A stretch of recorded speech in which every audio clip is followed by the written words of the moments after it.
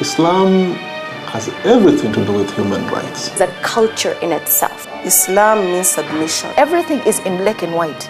It is in the Quran. The greatest emphasis in Islam is on education. There is Islam and there are Muslims. For one to become a Muslim, you just have to utter some very simple words.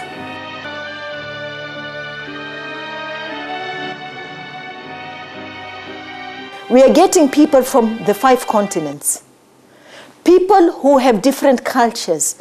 And I don't know how many cultures we have in the world, but all those people congregate in one place. Hajj is one of the pillars of Islam. Islam has 5 pillars. One of them is that you must recognize the unity of Allah, that Allah is just one, there are not many gods, and that Muhammad is his messenger. The second is to accomplish 5 daily prayers. The third one is to give alms or zakat. And the fourth one is to fast during the month of Ramadan. And the fifth one is Al-Hajj. There are different versions of the specific details of the original construction of the Kaaba, but all contain the same basic information. Through traditions, we are told that Prophet Adam traveled on earth until he arrived at Mecca, where he built the Kaaba with the help of inspiration from Allah. Later, the flood of Noah swept away the physical structure, and it was re-erected by Abraham and his son Ismail. This is a place where the concept of the universality of Islam is most manifest. And it is mandatory for those who have the economic ability to perform. Hajj is going to Mecca for pilgrimage and undergoing so many religious rituals and performing them. The Kaaba is built of the layers of grey-blue stone from the hills surrounding Mecca. The 4 corners roughly face the 4 points of the compass, and the 4 walls are covered with a curtain called kiswa. The current structure covers an area of about 350,000 square meters, with praying spaces that can accommodate about 1 million worshippers within its parameters. During the Hajj period, Mecca accommodates more than 2 million worshippers. Here I am from Kenya, from East Africa, landing in Mecca for the first time in my life. And in front of me is this revered place, the Kaaba. It was a beautiful, beautiful experience.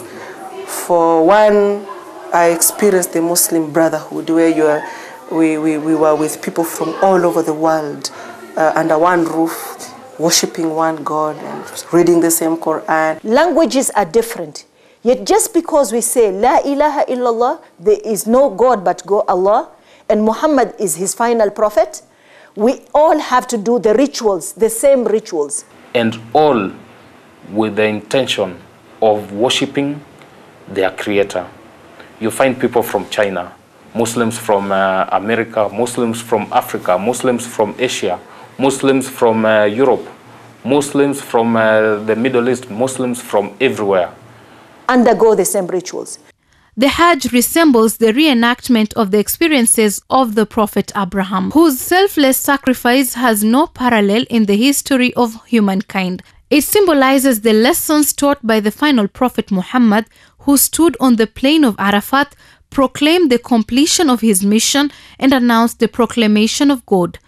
This day, I have perfected your religion for you, completed my favor upon you, and have chosen for you Islam, or submission to God, as your religion.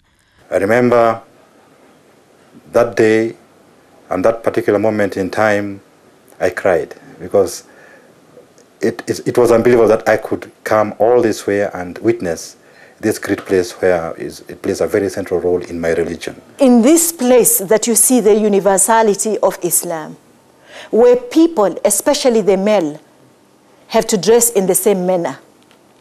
And they have to wear just 2 pieces of cloth.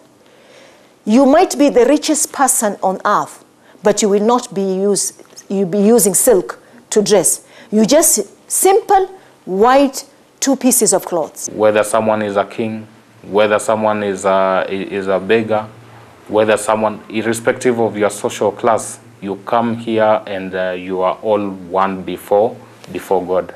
Hajj is one of the experiences global that equates all human beings as equal.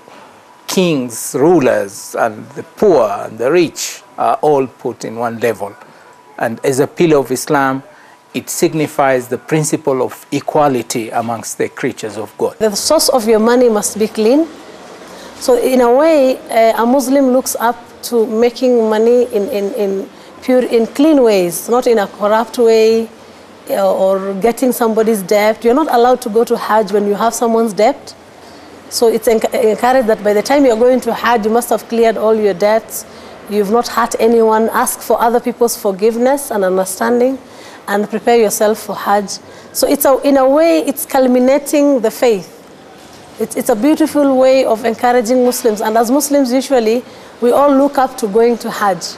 So for us to have a pure earning, be at peace with everyone, is something that has encouraged us to be modest and good throughout our lives. Really renewed my determination to be a good person, to be a good Muslim, and to do all that it takes for me to be on the right side of our religion. And it's an experience that I still have with me. This great annual convention of faith demonstrates the concept of equality of mankind, the most profound message of Islam, which allows no superiority on the basis of race, gender, or social status.